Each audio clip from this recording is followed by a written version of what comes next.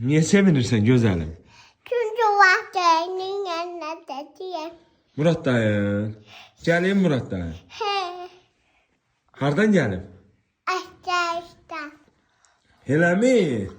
Gördün sen demiştin ne kadar vakta gelecek? Bir aydan. Bir aydan sonra. Ben neçə gün demiştim? 5 gün. 10 gün.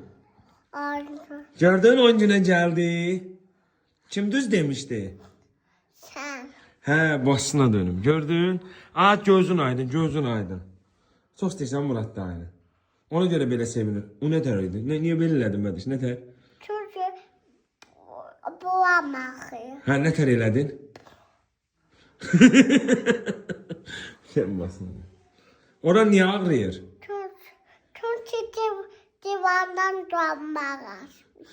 Ay senin başına dönüm ha. Sen heyecan.